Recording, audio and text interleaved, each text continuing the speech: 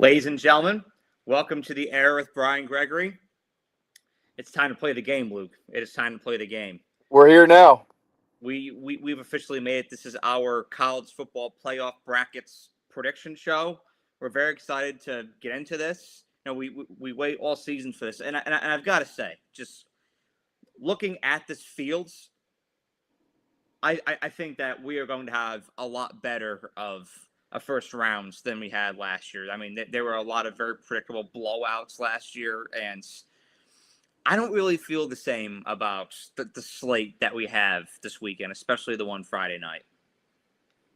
No, yeah, this is going to be an incredible just slate of games, especially, we have kind of a mix of the Cinderellas that you want to see with the James Madisons and the Tulanes, and then you also have, the big brand names, whether or not it's Alabama, it's Oklahoma, it's Miami, not even getting into the Ohio States and the Georgias that are just waiting for teams to win and waiting for a date with those teams in the quarterfinals. So, this is when you look at what the committee wanted to accomplish with the 12-team playoffs. I think this is honestly one of the best jobs that they've done. And there's even a few teams that got left out that would have made great matchups too. Oh, absolutely. I mean, it's teams like I feel like and I know it's a little controversial, but your Notre Dames, your Vanderbilts, your Texases, I think would have made great matchups as well. But I love the fields that we have. I mean, there's a couple games this weekend that I think could potentially be snoozers, and we'll get into that. But generally, we have a very healthy, very fruitful fields, and like you said, it's those games later on, and this tournament that I think will be fascinating when you see Georgia come into the mix, you see Indiana come into the mix, you see Ohio State come into the mix. It's Mm-hmm. it's going to be really good stuff. So what we're going to do is we're going to start with our predictions for this weekend's, and then we'll get into. Both Luke and I have made our full brackets. We're ready to go. We're ready Yep. to release them. And so, without further ado, let's start with Oregon and JMU on Saturday night up in Eugene. Initially I couldn't believe that this was the night game, but then because I was thinking, it should be A&M in Miami, but then I thought to myself, Bears, Packers, they don't want to compete with the NFL here, so let's just throw Oregon and JMU up here for Right. that night slate game, and so I won't take up too much of y'all's time with this. Oregon is favored by 21 points, 3 touchdowns for a reason. It's because they're going to blow the doors off of JMU. Now, JMU was dominance this year. I mean, they destroyed their conference. They were phenomenal. They did their job. They did what they needed to do. But they're going up into Eugene. This is a different beast here. My concern about Oregon but why I like their draw for this game in particular is that they're a little banged up. I mean, there's questions about Decorian Moore. Yeah. There's questions about Evan Stewart potentially coming back. And then there's some injuries, especially around the interior of the offensive line. So that's never what you want going into the matchup with Texas Tech, per se, in a few weeks. So I hope those guys get rested up. But playing the Dukes this weekend, I like I like Notre Dame's not there. I like Oregon to win in dominant fashion. I'm thinking 42-17. Yeah, when I look at this matchup, and I'm not sleeping on JMU, they're one of the better defensive teams in the country. They're great at stopping the run. I believe they're like top 3 in the country in stopping the run, and that's obviously what Oregon's going to want to kind of establish early on. But you look at Oregon, and they're even better at stopping the run. And this JMU defense is very vaunted. They got a lot of playmakers there. For me, I think JMU is very reliant on the big play. We saw in that conference championship game against Troy, a team that they quite frankly outmatched. Uh, just man to man, they kind of struggled a little bit. And for me, Oregon is just when you look at this matchup, it's just not even really fair on paper. The injuries are a question, but I like Oregon to take care of business here. I'm going to go a little bit lower scoring than you. I'll go Oregon wins 31-10. That's fair. I think it'll be a wide margin. It's one of those Oregon, you haven't played in 3 weeks, so there could be Yeah. a little bit of rust, but they may not skip a beat. So I wouldn't be surprised if there's a bit of a slow start, like maybe 10-3 at the end of the first quarter. But I like Oregon to eventually expand their lead here. All right, let's go out to the SIP. Let's bang this one out here too. So this game happened earlier in the season, and this thing wasn't even close. Absolute blowout for the Rebs in Vaught Hemingway. Same venue. This is your 2:30 kick on Saturday afternoon.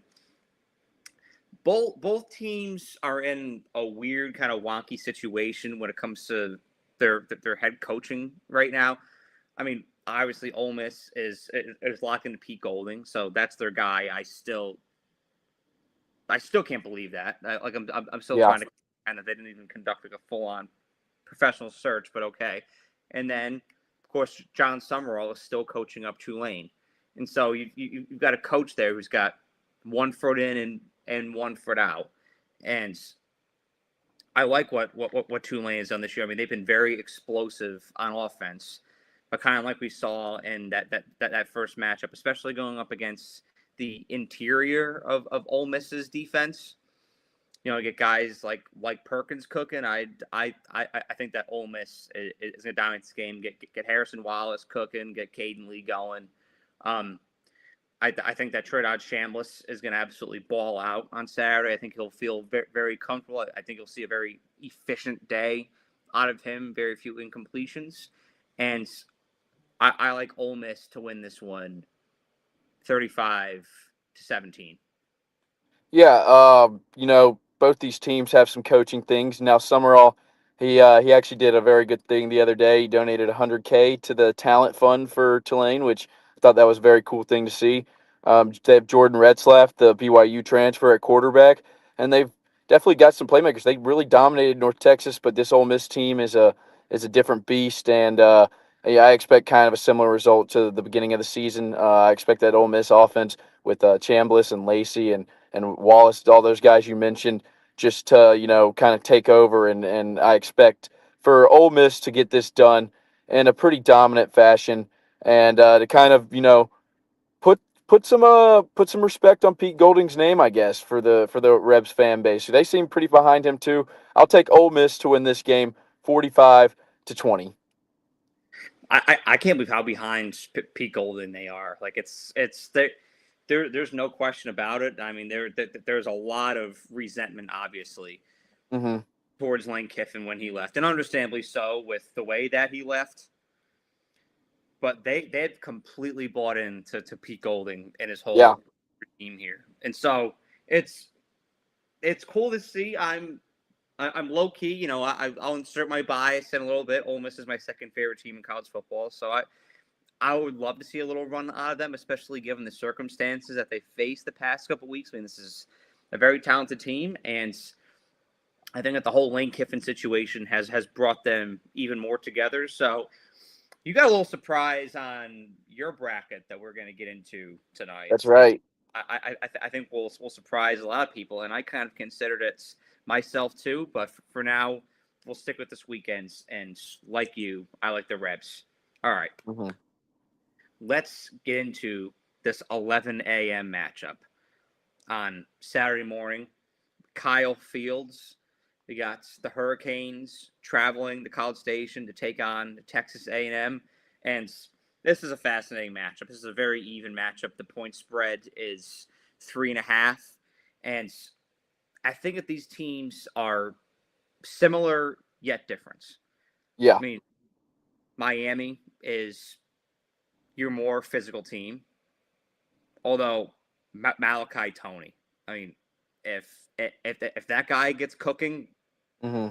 look out. That has to be the number one factor. That's the number one point of concentration for Texas A&M's defense is how do you limit Malachi Tony, and then on offense, your line, tight ends.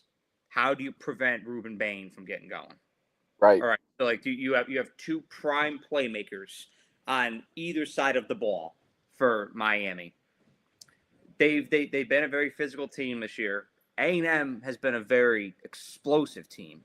right? I mean, your guys, Mario Craver, Casey Concepcion, Marcel Reed can pop off every now and then for a huge run.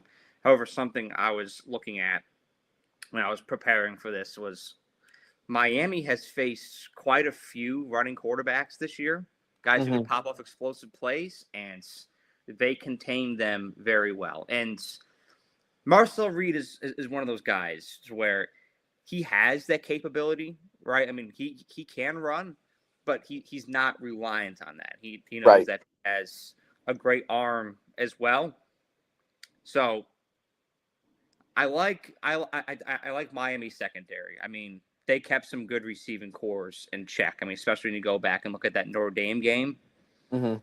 like they kept a very good receiving core in check for a lot of that night, and they I don't think that Notre Dame performed to their full potential in offense that night, and so they are very capable of slowing down productive offenses. But at the end of the day, you've got this thing in College Station. It's going to be loud. A&M is coming off of a loss against Texas. It's not quite Ohio State last year, but I think they'll be a little bit pissed off. And so give me the Aggies to win this game in a somewhat low scoring game. I like them 30-24. Okay, so this is where we kind of differ a little bit. For me, obviously, I think that the best player on the field for either team is Ruben Bain, and so I think that for this game, and I'm not faulting Texas Tech's defensive front because while Miami is both these teams are top five in sacks in the nation. A&M leads the nation in sacks with 41 sacks on the year. So for me, it comes down to who's going to protect better. Obviously, for Miami, Carson Beck is very prone to making mistakes. We saw it again in the Louisville game. Just a disaster for Beck. It almost reminded me of the Vikings against the Saints, where Favre threw the pick to Tracy Porter, and you're just like, what are you doing? I think Paul Allen said it best. This isn't Detroit in September. This is the NFC Championship game. Oh, Um, Paul but Allen. so for me, I think that A&M's going to be able to force Beck into a few mistakes. However, I do like Miami's offense, and I do feel like this offense has really kind of caught a stride, almost similar to what you're feeling with Texas towards the end of the year, how they kind of just hit their stride a little bit later in the year. You go look at some of the previous results for Miami, and they've been dominant over the past month. And no, I don't trust Cristobal as far as I can throw him, but but for me too, it's A&M. A&M's never been in this position, so where is the composure going to be at for Texas A&M? Obviously, the game against Texas, we didn't see a ton of it. So for me, I think that Miami is going to get it done. We're going to throw up the U here, and I think Miami's going to sneak this one out at Kyle Field, and they can thank the College Football Playoff Committee for scheduling this game at 11 a.m. because if it was a night game, there is no chance in hell I'm picking Miami. But an 11 a.m. kick, I like Miami. Look, Miami plays an 11 a.m. kick every week. It feels like so Yeah. they're used to this. So give me Miami. We'll go 27-24. They squeak it out. Maybe a big time stop at the end of the game for the Hurricanes. Look, just the good thing for Miami is that's not on Friday night like it was when they played Louisville this year. I mean, that's a huge plus. That's a huge plus for the Canes. I think that turnover margin is going to be Turnovers are huge, your your massive. your turnover comparisons here because we've seen both of these quarterbacks get put into positions where they throw picks and then they kind of avalanche. Both of these guys can avalanche Right. when they down. We saw it with Marcel Reed in that Texas game, especially. I felt like he was trying to force stuff that wasn't there just to get something going on offense. And Yeah. then of course Carson Beck feels very Sam Darnoldy, right? He feels very Daniel Jonesy to me. Yeah. And in college football, like when he's on a stride and he's cooking, he's he's great. And all those expectations that you'd have attached to him are justified and rightfully so.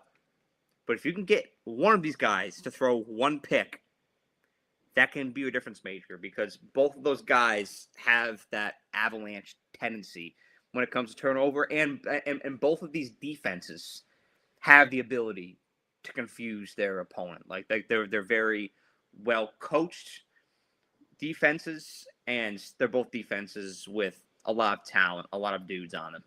Yeah, and I think that for me, it's more of I'm not like dissing on A&M or anything, but you saw the game against South Carolina. Took the largest school comeback in school history to win that game, and really, like I know Samford was a 1-9 team, and there's not like a lot of real input you can put into that game. But outside the first quarter, it kind of seemed like they got a little stagnant. And then the offense wasn't great against Texas. And I know they're playing way tougher opponents than Miami has. I mean, Miami's playing Pittsburgh and Syracuse and teams like that. But I just think that this Miami team's kind of hitting their stride late in the year, and that this A&M team's kind of maybe already peaked in a way.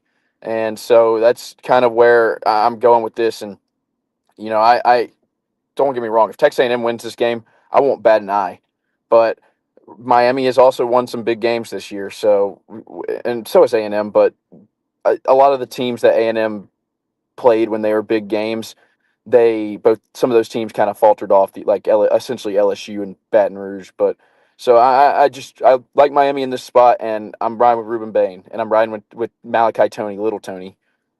Little Tony, my boy, Little Tony. That is a great point that you make about the trends of both these teams right now. And to your point about Miami, I looked this up while we were talking here, and a great receiving core with Notre Dame. They held Malachi Fields to 48 yards, and Yeah, they held Jordan Faison to 33 yards. So this yeah, is a very, very, Jeremiah Love had 33 rushing yards. Jeremy Price had 45. So yeah. I know it's one sample size, but it shows you that this is a very capable defense. But nonetheless, I have a hard time picking against A&M in the spot. And I think a big difference maker for me when I look at this is running the ball. Because we've seen so many teams struggle with running the ball and it come around to bite them in the ass. Our own Alabama Crimson Tide. Yeah. They've been a huge example of that this year. And in Miami, they have not been able to run the ball as well as we both expected them to this year with Yeah. Jamar Brown. Like I expect that to be a huge duo, and it That, just that those two guys we highlighted them early in the year as potential, even maybe Heisman candidates. yeah. And so I'm with you right there, and I hear exactly what you're saying, but it's just this A&M defensive line. They're great in the pass rush. I think they can be exposed though in the run game, and so I'm not saying that they will be, but I think that there is some holes. There's the potential. There's a lot of potential mismatches here, but if we're differing, and these are two teams that have screwed us both at times this year. So we Yeah, both make this pick with caution. My confidence level is not high. It's probably about no, 5%. Like you said about you wouldn't be surprised if A&M won. I wouldn't be surprised if Miami won. So there's that. There's my confidence level, and boom, there's our pick for this game. confidence level minimum. Yeah, it's very low as per usual with these two. All right. Now we've got the rematch. We've got the rematch of a lifetime. You and I were sitting next to each other the last time we were at this game in Yeah, Tuscaloosa at Saban Field at Bryant-Denny Stadium, and our Crimson Tide lost this game. We lost at home. I've only witnessed 2 Alabama losses at home in my entire life, and this was one of them to another former Big 12 team, which is quite interesting. We get the rematch, and when I first saw this matchup get revealed on the CFP bracket release, hmm initially I went with Oklahoma. I think I right. was with a lot of emotion because of the Georgia game the day before, and I was like, all right, that's how our offensive line performs against Georgia's defensive line. And granted, that's a fantastic defensive line, but I've had questions about Alabama's O-line all year long. I think it's very talented, but just hasn't come together as a unit. And that Oklahoma defensive line is ferocious. I mean, you got Oh my gosh, Stone they're there, incredible. Thomas, it is incredible. And I believe Mason Thomas is coming back for this game. That's what reports are indicating so far. So he can definitely give Alabama some fits. So I don't love the matchup and the trenches for Alabama, and it's one of our main mottos on the show here. I think I'm going to make sure it's about at some point. Success starts in the trenches. It is very true. But another motto that is prevalent on the show is that very seldomly do you beat the same team twice in 1 year, especially when it's the Alabama Crimson Tide or the Georgia Bulldogs or the Ohio State Buckeyes. I would say the same thing if Indiana was playing Ohio State again. Yeah. Great triumphant win first time. I don't see it happening again. Just because that opponent is that good. And the same can be said about Alabama. Now, this one to me is going to come down to turnovers. Kind of like that A&M Miami game, this is going to come down to turnovers. And yes, Oklahoma fans, I will give you all credit. I know that you kind of blasted me for my post-game reaction, but back in November, yes, I will give your defense credit. You generated those 3 turnovers. You were giving Alabama confusing looks all afternoon. You confused Ty Simpson. He got flustered, and Oklahoma was great at stripping the ball as well. Like, they're just a very fundamentally sound defense. I would expect that out of a Brett Venables defense, and I think you'll see that again Friday. Alabama has to hold on to the ball. If you're Alabama and you're giving up the ball 2 or 3 times again, Oklahoma's going to win this thing in Norman. Yeah. And so Alabama has to play clean, fundamental football. The other thing that I saw in this matchup back in November was, if you're Alabama and you have a drive over 50 yards, you got to get at least 3. Hopefully 7. But we saw it multiple times where Alabama drove right down the field and got nothing, or turned the ball over, or got 3, or missed a field goal. And Oklahoma started with very good field position a lot in that game. So special teams for Alabama. The point is for the first time this year, we've got to see a full, complete game out of Alabama. And this shit is personal here. I mean, you had Oklahoma players spit on Alabama's logo back in November. I mean, this shit is personal. I know it is for me, just coming from the standpoint of an Alabama fan. I hope Bama's players are feeling the same way. But if you want to go up to Norman and win this game, you've got to be buttoned up. You've got to be put together. You've got to play clean football. But I say it to say that if Alabama can do that and play clean and minimize mental errors, minimize turnovers, I think that they can pull this thing off. I have not been that enthralled by Oklahoma's offense at all since John Mateer's injury. He just since an injury, he has not been the same guy. I have not seen the same John Mateer that I saw against Auburn or against Michigan or in any of those early games that matter. He has not been the same guy. And so Oklahoma's offense wasn't great against Alabama the last time they played. Yeah. I mean, it was that Alabama had 400 yards of total offense. I don't know if Oklahoma cracked 200. Like, it was that bad. But they're great defensively, and they won the turnover battle. That's what you can't let happen if you're Alabama. But in this scenario, I don't think that lightning strikes twice. I feel like, you want to talk momentum. I don't think Oklahoma's played their best football since the Alabama win. The LSU game, the Missouri game, something has just felt off. They've been very sluggish offensively. So even though it's in Norman, it's going to be cold. It's a Friday night game. I like the Tides to win this rematch with Oklahoma by the score of 23-17. Oh boy, let's get into this one because I've got a lot of mixed feelings on it. For one, my good friend Brent Venables at Oklahoma, who has given me nightmares for years now since he was at Clemson as the defensive coordinator. He's seemingly always had his best game plans ready for the Alabama Crimson Tide, and he slowed down even some of the best offenses we've seen in college football. And, for me, this game is just simply based off of one thing, and that is, can Alabama control the ball? Because Oklahoma is not going to be a team that's going to run up and down the field on you. Obviously, they have I don't even know how to say his name, Satnega or Isaiah Senega or whatever his name is, the third. Satania. He's a weird name, but he's one guy that can definitely break it open for you.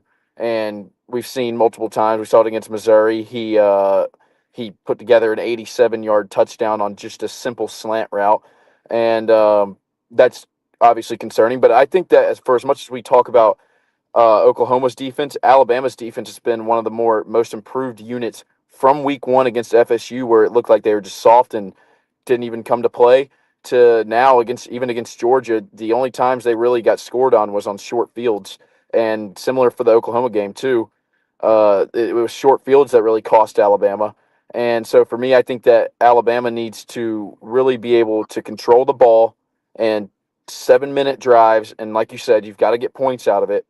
But if you are able to keep that Oklahoma defense on the field for as long as possible, then all of a sudden those blitzes that they're dialing up, that they're keying off on you, that those go down. They start playing, sinking back into their man, their soft shell man or their soft shell zone, and suddenly the field kind of opens up for you. What you can't let them do is tee off on you from the get go and go 2, 3 and outs in the first quarter, similar to how Georgia kind of teed off on Alabama. Can't let that happen, because then you're thrown out of rhythm in an offense that has struggled to have any simple rhythm of just putting together a few first downs since that Oklahoma game. Like even against Auburn, you had that first half, and the second half of that game was just it was a complete struggle. And so I think that the key for Alabama is going to be able to sequence drives and keep that Oklahoma defense off balance. Another thing I want to say about Alabama is, this is a conversation me and my buddies have had a lot recently, is you've got to get creative and mix up snap counts, because too often is Alabama sitting there and letting the play clock run all the way down to 3 or 2 or 1, and the defense is just able to time the snap count. And by then, your offensive line, who hasn't really been great all year, is getting beat by guys that are able to just basically read their snap count. If you give a defender, and if you lined up an offensive lineman and a defensive lineman, and you let them go with forward momentum, or an offensive line that's kind of backpedaling to try and protect their quarterback, the guy with forward momentum wins 90% of the time. So there's so many different, just minuscule but huge details in this Alabama offense that has really cost them recently, and even against this Oklahoma team cost them. Now, looking at Oklahoma, like you mentioned, John Mateer has really, really struggled. I mean, that LSU game was a struggle and a half. And some might argue they were keeping it bland. I say that they were going all out because they needed to make the college football playoff, and the offense just didn't look good. Haven't really been incredible running the ball. One guy that I thought coming into the year was going to be a complete difference maker was Jaden Ott. I'm not sure he's seen the field at all. The grass is not always greener, I guess. But yeah, I think that this game is going to come down to, it's going to be low scoring. First of all, it's going to be really, really low scoring. Like even maybe like how it was in 2024 in Norman, where it was just a barn burner until two Alabama turnovers, set up Oklahoma for short fields and a pick six. So I've been struggling with this. My bias is definitely putting a little bit of vein in this pick, but I'm going to go Alabama wins in a squeaker, and I mean absolute squeaker. And I'm going to go the opposite of the Oklahoma LSU game. I'm going to say Alabama wins 17-13 in Norman, and it's going to be you're going to be clenching your ass the whole game if you're a fan of either one of these teams, because first team to 20 might win. That's all I got to say. Oh yeah, no, that's definitely the kind of game it's going to be, because Oklahoma has that stingy defense, Yeah, and Alabama is going to struggle with that just because of those reasons that you outlined. I don't know what the confusion has been with Ty Simpson going up to the line with dialing up plays recently, because I feel like he's letting it drag all the way down to like 5, 4, 3, 2 seconds, and we still don't know absolutely. we don't know what we're doing. We're still not set, and so that gives your defensive line an advantage. So like those fundamental things have been off about Alabama, and then just not being able to run the ball and establish tempo effectively. That has also thrown that offense way off of balance. And so going up against a defense like Oklahoma, I mean, it's gonna be a struggle. It's gonna be a challenge for the Tide on Friday night. But ultimately, I think that Alabama has to do its best to not beat itself. I've been saying that about Alabama all year. I feel like there's been a litany of occasions this year where this team has beaten themselves. You've seen it against Auburn, you've seen it against South Carolina, we saw it against Oklahoma, we saw it against Florida State. Can't let that happen. You can't give Oklahoma good field position. Can't turn the ball over. You can't have empty drives. It's like a washcloth. You got to wring as much water out of the washcloth as you possibly can in this game. If you're Alabama, to use an analogy, I know that was a hell of an analogy, but that was the first thing that I could think of here. But Yeah. the Tide are favored by a point and a half. Yeah, my bias is showing a little bit, but even if I was a Washington Huskies fan, I would pick Alabama here because fundamentally in this sport, very seldomly do I see the same team being the same team twice in 1 year. It just doesn't happen. Especially teams of this caliber, both Alabama and Oklahoma. I just don't feel like it happens. So Alabama, don't beat yourselves. Don't give Oklahoma short fields, and I think you win this thing. But like you said, it is an ass clencher. And it's not even like these two teams are almost mirror images of each other. Yeah. You both teams, yeah, I think that Alabama might have a stronger wide receiver group than Oklahoma, probably for sure. They got one of the best wide receiver groups in the country. But you look at Oklahoma, and they've definitely got, a plus on defense in terms of just pressure and consistency. This defense has won them games, and I'm not saying Alabama's hasn't, but this defense for Oklahoma has quite literally put them in this position, and they're going to be motivated. Alabama, as a fan of Alabama, please do not let these guys beat you after spitting on your logo and taking pictures on your logo. Me and you watched that live, and it just play with some heart and some pride. I was angry all night that night, and I don't want to be angry again on Friday night. I want to go to sleep as happy Brian after this game on Friday, and like you said, it's that old school Bama mentality, and I know that gets thrown around a lot. I know it's kind of a cliche, especially in our community, but it's very true. That's something that take a lot of pride in the script day, in our history, in our tradition. Yeah. And you see somebody spit on your logo, you take that shit personally, and the way that they chirped after they won that game in November, in our town, like it. Now we get the opportunity. God has given us the opportunity to go back to Norman and get our revenge. Let's do it. Let's check the box. Let's close the deal here. I'm going and silence the critics too that say you don't deserve to be here. Silence the critics, damn it. Silence the Notre Dame fans. Yeah. Prove them wrong, damn it. Prove them wrong. All right, we've got some exciting stuff to get into here. That's just the first half of the show. Now we're going to get into our brackets. And Luke, I think I'm going to start with you here because... All righty. Now, both of us have a team going very far that I think is going to catch some people off guard. But I don't care because if you have watched the sport all year and if you've watched this team, you shouldn't be surprised when we throw it up here. But let's start with Luke here. Let's do it. I clipped the wrong button. Here we go. Here is Luke's official college football playoff brackets prediction. All righty. So we'll start in the first round. We've gone through all those. You see, set up for some interesting matchups, and we've previewed all of those. And we'll start with Oregon and Texas Tech. Now, don't look at the rest of the bracket yet, but Texas Tech is a team that I think is the most well-rounded team in all of college football.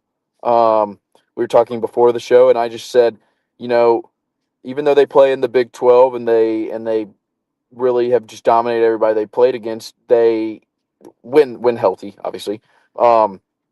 They are a team to me that kind of just stands out when I look at them. I don't pinpoint a single weakness for them. If I could pinpoint a weakness for them, sometimes I would say they're overly confident and overly aggressive in their own abilities, but for good reasons. Kicking is also an issue for them. We saw that in the Big 12 championship. kicking is definitely a question mark, which could come in very crucial for them in a few of these games. Starting with Texas Tech and Oregon, I think that Texas Tech is going to be rested. We talked about the injury issues for Oregon already. Texas Tech ranks top 20 in the 5 main defensive categories in the country, and they rank top 5 and 4 of the categories. So I think that they'll be able to limit Oregon's offense and ultimately kind of just bully ball Oregon in a way, which in kind of similar fashion to what Indiana did to Oregon. And they're not relying on throwing the ball like USC is. Oregon has great passing defense, but Texas Tech doesn't need to do that to win. We move to Alabama and Indiana. This is simply just for me. I think that Indiana has never been here before. Quite literally, they've never been in a spot like this, and I think the moment might be a little too bright for them. And I think Alabama actually is a bad matchup for Indiana when it comes up to just personnel wise. Um, that win against Ohio State was very impressive for Indiana. They've impressed me and shocked me all year long. But I think that if Alabama can get out of Norman alive, it kind of just resets their momentum. And I believe that they'll be able to take down Indiana in the Rose Bowl, which I've been talking to a lot of adults recently and talking to them about Indiana football. And they said, if you had told me 30 years ago that Indiana football would be in the Rose Bowl, I would have called you crazy and said that you were tripping on something. And so I was like, yeah, you know what? If you told me that my whole life, I'd probably say the same thing. So I like Alabama to beat Indiana. I like them another low scoring game, and I like Alabama's defense to give Indiana some problems. Now, don't get me wrong. They've got a ton of playmakers on the outside, can definitely get deep. Alabama's corners are very shaky at times. Um, but I don't think that Indiana's defense is as capable. I think that this Oklahoma defense that Alabama's about to face, outside of maybe how Georgia played in the SEC championship, will be the best that they face. Um, we'll see though. Moving down to Ole Miss and Georgia. What's our motto? Hard to beat a team twice. Ole Miss easily could have won that game in Athens as well. Um, Georgia, you were right. I was wrong about Georgia. You said that you felt like they're just now hitting their peak. I said that maybe it's the competition level. All props to you. You were 1,000% right. They look like a completely different team from September. But I do think that Ole Miss has the talent to match up with them. And I think that Ole Miss has the offense to outscore them. So I like Ole Miss to get this one done. Miami and Ohio State. I had a real big hesitation on this game because I feel like this Miami team got a pretty good draw for them, like in terms of matchups. Ohio State, we saw the feebleness of their offense at times against Indiana. They were really stifled. Um, Talk about kicking issues. Mr. Fielding cannot be missing 25 yarders in championship games. The pressure and the lights were too bright for you. Um, but Ohio State's defense is. We talked about Carson Beck turning the ball over. This Ohio State defense will generate some turnovers against a Carson Beck led offense, and you've got the secondary to slow down their wide receivers with Malachi Tony. You got Caleb Downs back there quarterbacking the defense. And the front seven of Ohio State is really, like, surprisingly, I feel like, underrated. It's always the secondary is all everybody talks about with Downs back there, but the front seven of Ohio State is very good against the run and very tough against even in coverage, like little zone coverage. Linebackers are great and they communicate well. So I think that Ohio State will get it done against Miami in a quick fashion, I'd say. I say a couple turnovers and Ohio State goes up a few scores and then never looks back. Um, Moving to Alabama and Texas Tech in the college football playoff semifinals. Who would have saw this coming 10 years ago? Well, you might have expected one team here, but Patrick Mahomes is not walking through that locker room for Texas Tech, and I don't think a lot of people would have expected it when Texas Tech won 4 games about 3 years ago. Um, no, this Texas Tech team is too much for Alabama. I think this is a horrendous matchup for Alabama. Uh, Texas Tech's to Alabama, and that defense led by Rodriguez, the nasty linebacker, he will definitely generate some pressure and stop the run, which it's clearly not hard to stop the run against Alabama. Let's put it that way. And this is a Texas Tech team you cannot be one dimensional against. Texas Tech, I think, handles Alabama. I talked about Indiana not being in this spot before. Texas Tech's never been in this spot before either, but they are, I think, better equipped to beat this Alabama team than that Indiana team is. If Indiana does beat Alabama, I think it'll be a very interesting matchup between those two teams, and I still like Texas Tech to win that matchup. Ole Miss and Ohio State. This would be an interesting matchup. I don't remember the last time we've gotten a matchup between Ole Miss and Ohio State. I well, one, because Ole Miss as a program really hasn't been in this national limelight for very long. But for me, this matchup is just simply about the coaching aspect. I don't think Ryan Day is the most incredible coach in the country, but Pete Golding has quite literally zero experience as a college football head coach. Ryan Day will run circles around Pete Golding. And don't get me started on damn Matt Patricia. Where the hell are they getting these NFL coaches from? Where the hell are they getting these guys from? What this coaching staff is loaded. So I think that this Ohio State defense will stifle this Ole Miss offense a little bit, and I think they're more physical than Ole Miss in almost every aspect. I could see Ole Miss maybe going up early or something, but I think Ohio State. It's hard to beat the champs, and I think Ohio State goes right back to that championship game. But this is where things get interesting in my bracket. One, I don't like Ohio State. I'm not scared to admit it. But I think that this Ohio State team, you saw what that Indiana team did to Ohio State and how they were able to confuse the offense and confuse Julian Sayin and confuse really everybody. But that Ohio State defense is just so damn good that it kept them in the game for as long as it did. And obviously put a little bit of a hurting on Mendoza, but he still made the drives when it mattered.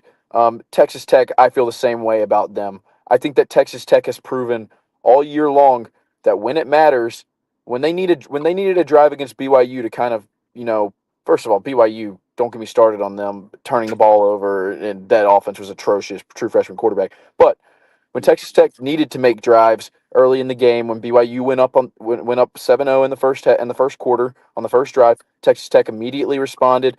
They were a little cute at times. I thought that maybe they should have just simplified it a little bit.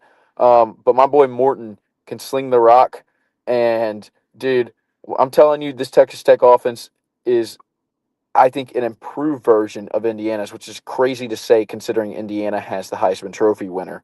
But on the Ohio State side, I don't believe, maybe I'm being too qualitative more than I am quantitative, but I just don't see a team going back to back in a 12-team playoff format. I just think that it's a really difficult thing to do. And for that reason, and I think I texted you this too, I think we're due for a random champion. Yeah. We've had the brands, we've had the Alabamas, the Georgias, Ohio State, even LSU's a known team. But what about a team like Clemson? Like Clemson wasn't really a like sought after national title contender for a while, and then all of a sudden they came out with Deshaun Watson and they put the right team together. Oil money here, oil money does a lot of things, and the most expensive team won last year, and one of the most expensive teams is going to win this year. And I like the Texas Tech Red Raiders. The balanced attack, the balanced defense.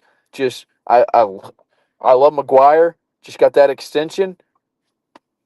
Put it to good use, buddy. Get those Texas Tech Red Raiders a national championship. And the Big 12, you better be hoping that this happens because you don't have a lot of other options. So give me the Texas Tech Red Raiders to win the national championship. Like I said, this bracket's a little random. I am confident in Ole Miss against Georgia. I'm confident in Ohio State against either of the winner of the Texas A&M Miami game. Alabama, Indiana, is there a little bias there? Yeah, but I think Alabama got a good draw. I think Alabama could beat Texas Tech. I don't see it happening. Tech, Oregon. I think I think that Oregon game is going to show a lot about Texas Tech, whether or not they're ready to make a deep run or not. That's going to be the real what do you call it? The litmus test for Texas Tech right there. But I do think they get it done. So that's my Yeah, that bracket. one I'm gonna throw mine up here in a minute, and I'm with you on that Texas Tech Oregon game. Like there's something about it that that screams Texas Tech statement game. Yeah, Oh, sometimes you can feel it in the air. It's like in the summertime in Alabama when there's a thunderstorm approaching. You can feel the air pressure change, and this just it feels like it's indicating a statement game out of Texas Tech in this Oregon matchup. And I have one more thing to add too. About this Texas Tech Oregon matchup. Say Oregon wins and Indiana wins, you've got another rematch here. And what do we say? It's hard to beat a team twice. So Oregon could easily, just as easily, end up in that national championship.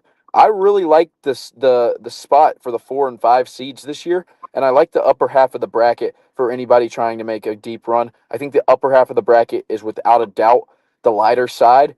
And I think the bottom half of the bracket is a damn war zone. It's like when you get those divisions and you get those or the regions in March Madness, and you look at one Yeah, region, you're like, they got screwed. Yeah, bottom of the bracket, good luck. yeah. Like I would hate to be Miami. I would hate to be Yeah, Miami.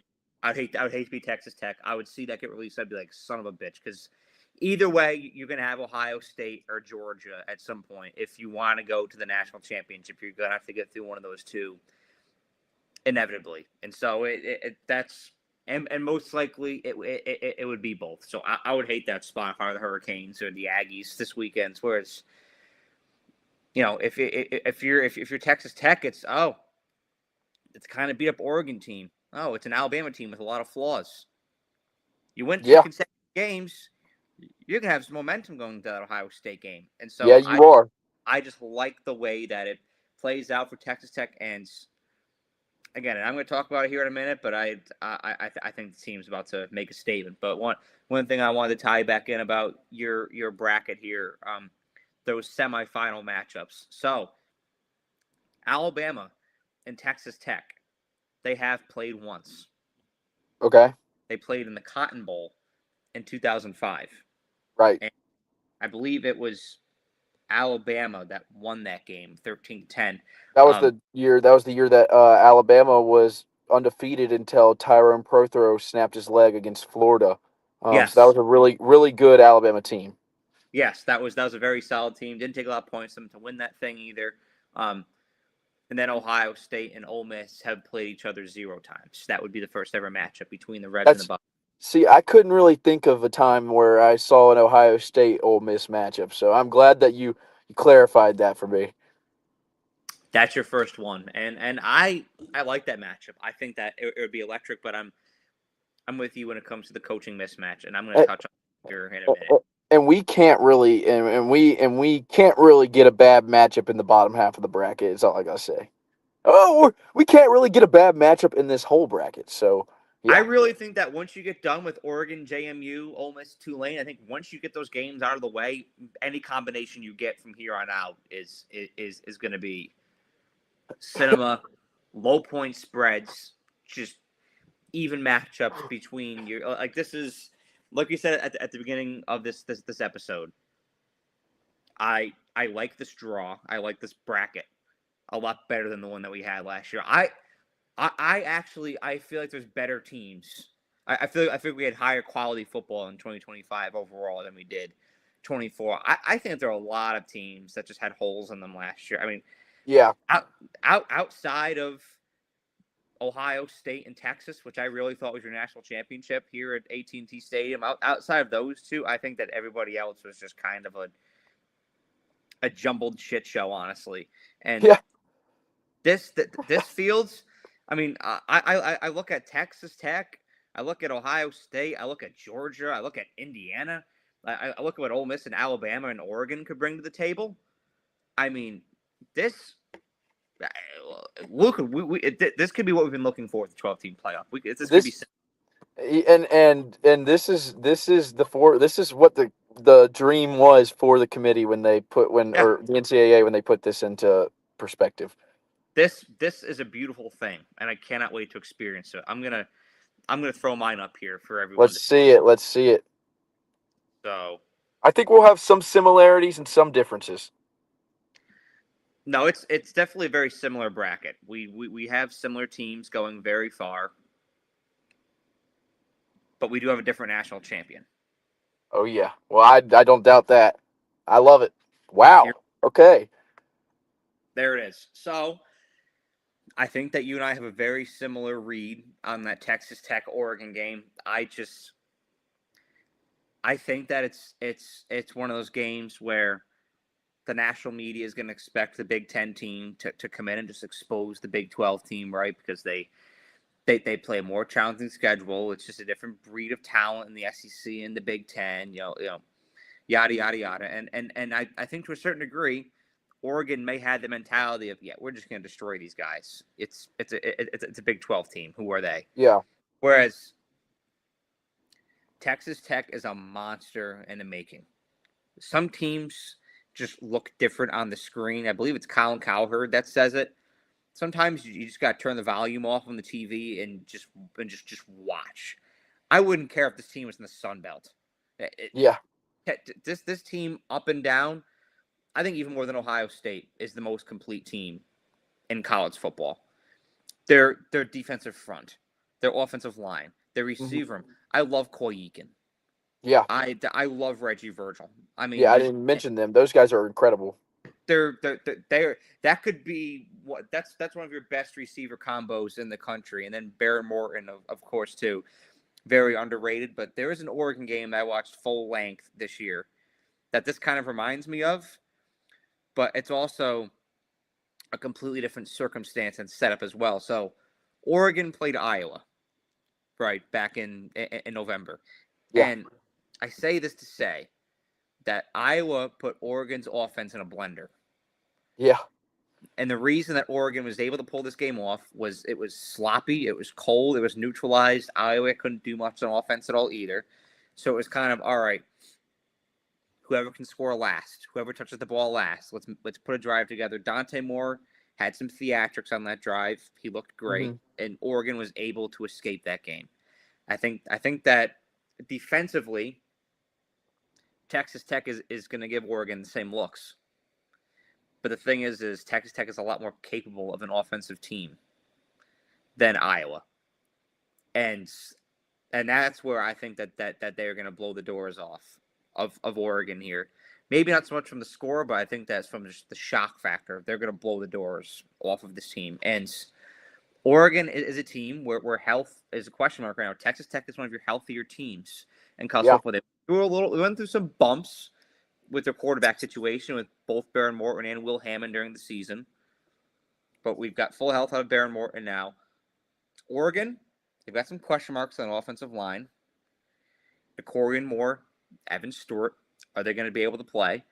And we haven't seen consistency out of Dante Moore. He feels very Caleb Williams in 2024 with the Bears, where you saw great things out of him, but it hasn't all come together. I feel like he's a guy that if he stays another year, he can be in New York and win your Heisman next season. But right now, he still has strides to make. And it's all about timing, Luke. We say all the time, it is all about timing. Absolutely. Health, rhythm, momentum. Texas Tech has all of it. Watch this team play in Arlington, and they just have energy. And they're ready to show the world who the fuck they are. And this is their opportunity to do it on a national stage. I think that they take over Oregon in this game. Very long-winded answer, but I have a lot of conviction about that game, so I'm taking Tech there and about this Tech team overall. Alabama, Indiana. I'm with you on that. I think it's a matchup nightmare for Indiana, not only from a physical standpoint, but from a psychological standpoint as well. Yeah. Think about Indiana. Everybody and their mother and their brother is telling you how great you are right now. Blowing smoke up your ass. If I'm Kurt Signetti, I hate that, and I'm sure that he does. You got Fernando Mendoza just won the Heisman. It's a great honor. Everybody loves the Indiana story. Everybody adores the Indiana story. I made an Indiana video last week. It got 3,000 views. It was great for the channel. But I said to say, everybody adores the Indiana story. I posted the clip about Fernando Mendoza talking about his mom the other day. It's got like 160,000 views on Instagram. Like it's really, everybody is eating this Indiana story up right now, and it's great. Yeah. It's great for content. It's great for college football, but it's not great inside that building. Because when everybody tells you, Saban is talking about this all the time, everybody tells you how great you are. You believe them, and you think you can't be stopped. On the flip side of the coin, you've got a team like Alabama. Everybody wants to see you fall. Everybody hates you. Yeah. Everybody wants you to stumble. Everybody's there to point the finger at you when you lose. And everybody's telling you that you suck and Notre Dame should be in the playoff over you. Well, if Alabama goes and gets their revenge in Norman, which we both think that they're going to, they're Hmm. going to go into this game with a little chip on their shoulder against that team who everybody's got on the pedestal. And Alabama's going to be ready to play that villain mode like they always have throughout Yeah. history. And they're damn good at it, and they're going to do it again. I like the Tide to win that game, like you said, physically too. I just think that they are a nightmare for the Hoosiers. So give me Alabama in that one. Um, Ole Miss in Georgia. I know we have our line. Lightning doesn't strike twice in a year, but that was also Kirby Smart and Lane Kiffin. Now you've got Kirby Smart and Pete Golding. I like my coaching matchup there. I like my coaching matchup a lot there. So, and like I've been saying on this show, I think Georgia's your most red hot team outside of Texas Tech in the nation right now. They are absolutely peaking at the right time. Offensively, that at defense was the jump that the defense had on Alabama and Georgia Tech was nuts. It's they've reworked the trenches, they've reworked the offensive line. Nate Frazier's popping off in the running back room right now, and so I like Georgia to beat Ole Miss there. I think they're a little less finesse and a little more just punch in the mouth. I like that this time of year. Let's go with dogs. And then you've got Ohio State and Texas A&M here. Same thing. Especially on offense, I think more of a finesse team against more of a punch in the mouth kind of team. I think the Ohio State's just throwing the kitchen sink at you here. Jeremiah Smith, Carnell Tate, Brandon Inniss. And I like that Texas A&M defense, but I think that has cracks in it. And an offense that layered coming and Ohio State's like an Alabama. You lose to America's team, Indiana. Hmm. Everybody hates Ohio State too, so they're going to point the finger at you and laugh. This team's pissed off. They're fed up. They're ready to make a statement. I think they do against Texas A&M. Then you've got Tech and Alabama, and I completely agree with everything you said about that game. I think that's a matchup nightmare for the Tide. And I think at that point, Tech is going to have so much momentum that they're just going to ride it into the Natty. I like them to beat Alabama. Then you've got Georgia and Ohio State. And I think this could be a preview of your national championship before it even happens. I think this could be your two best teams in the nation playing each other right here. But in a 12-team playoff, it's just like the NFL now. It's hard to repeat as Super Bowl champions. Only the Chiefs and Patriots have done it in my lifetime. It's hard to repeat as national champions. I believe it's only Alabama that's done that in my lifetime. And I don't think that Ohio State does it this year. I think that Kirby and the Dogs get back to the national championship and get it done against a Texas Tech team who had their best year in school history. But at the end of the day, it is Kirby Smart and the Dogs who climb back to the mountaintop. Give me Georgia to win this thing.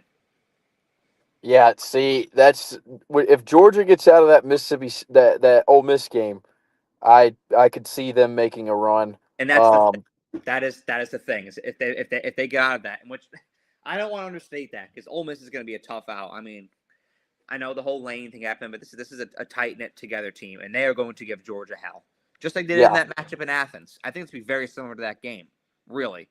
But just like that game, I like Georgia.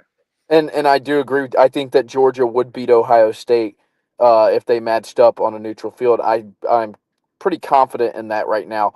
I would say Georgia would probably be favored over Ohio State on a neutral field as well. Um, we have the same upper half of the bracket. I think to a T. And I think that Georgia would beat Texas Tech if they matched up with them.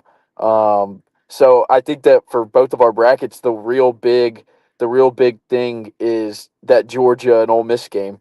Yeah. That's kind of what we, I guess, highlighted as the really peak game and the real kind of bruiser. And well, wouldn't that be something if Tulane beat Ole Miss?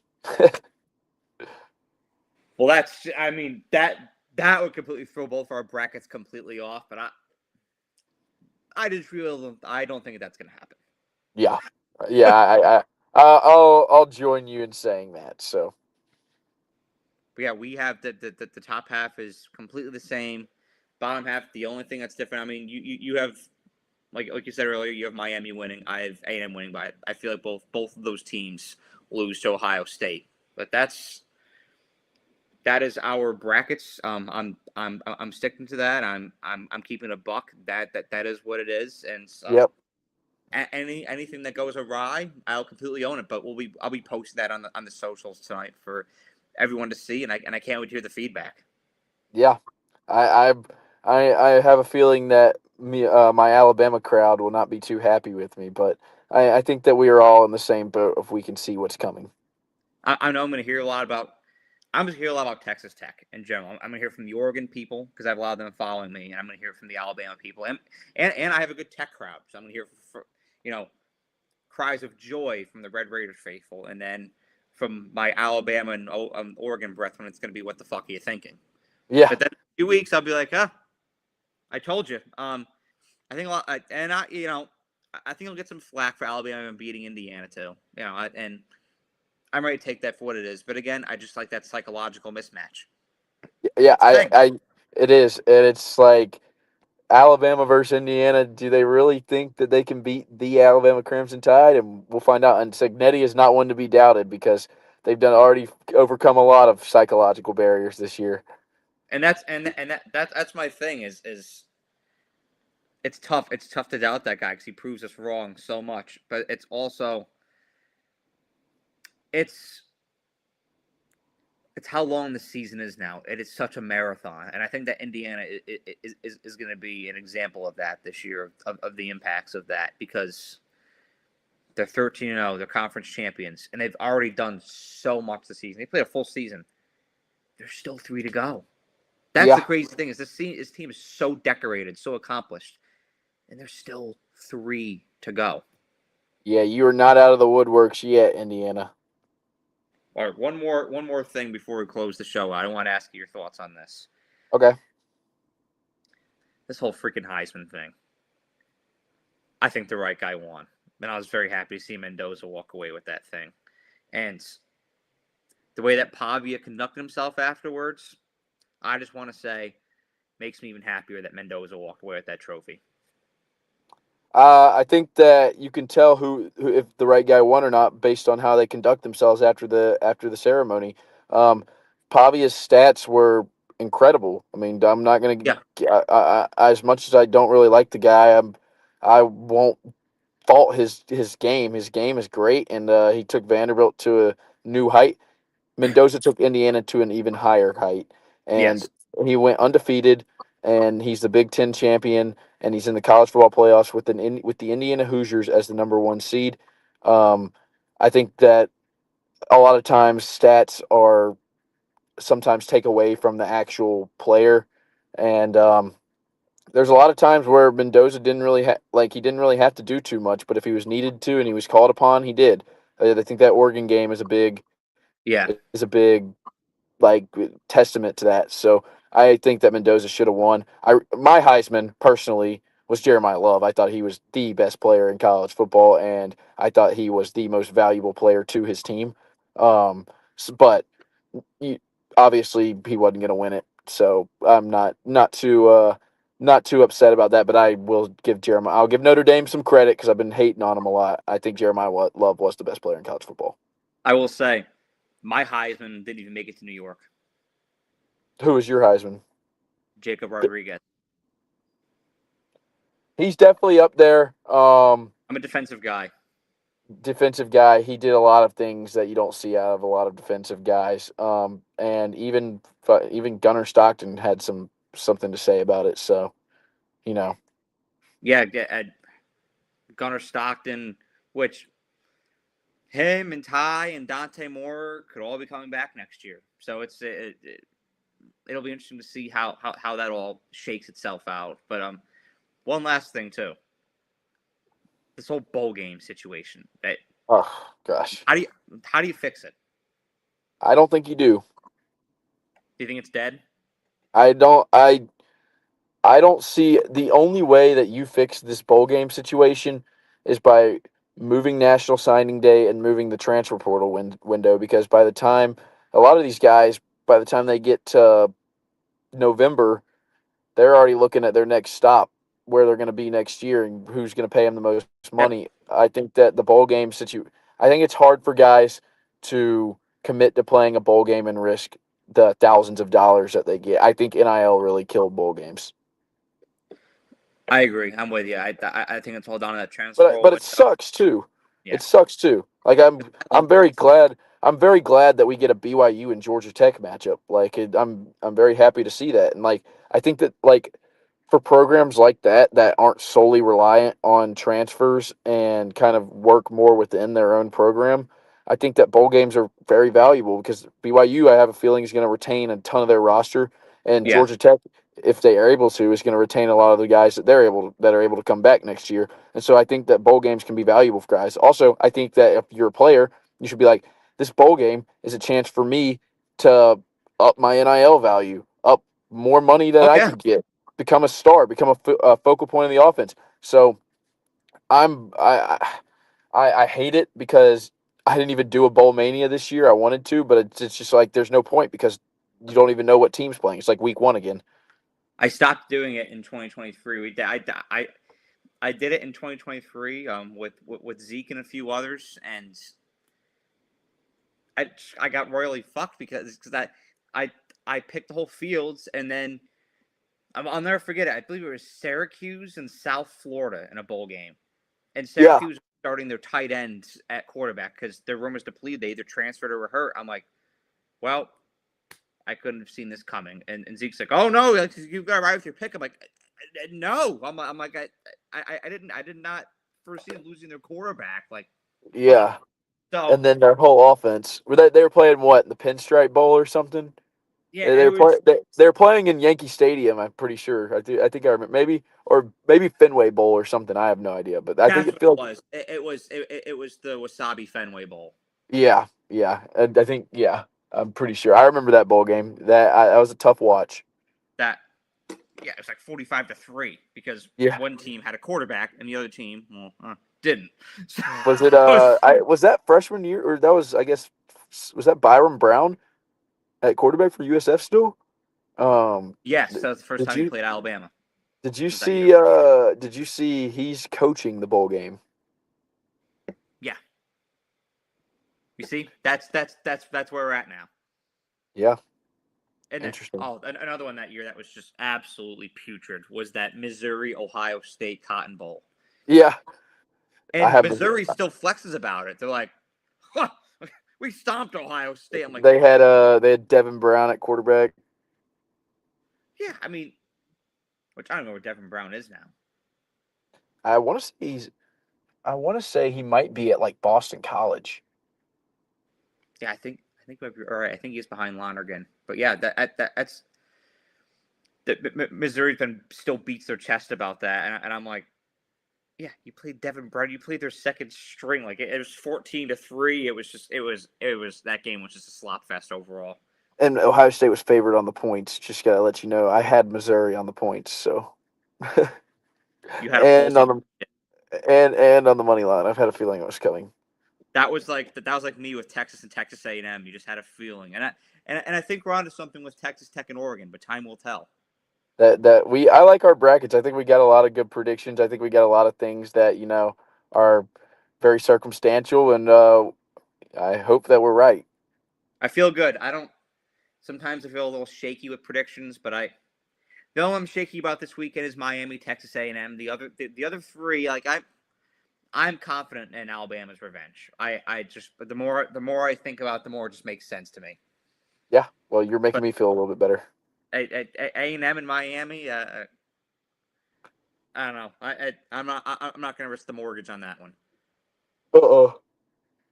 Well, thank you all for tuning in tonight. Thank you for joining Luke. We will be back to preview the semifinal or no quarterfinal games. Your Yep. Rose Bowl that here in a few weeks, couple days after Christmas. But thank you for coming on. Thank you all for watching. Have a great night. Let's go. Playoffs. They're Hell talking yeah. about playoffs. Playoffs. That poor Jim Moore. I watched a highlight video with him last night at that Dolphins Colts playoff game, and that guy just did not belong in royal blue and white. No, he did not. No, he did not. But we will end it there. Thank you all for Yeah. watching. Have a good night.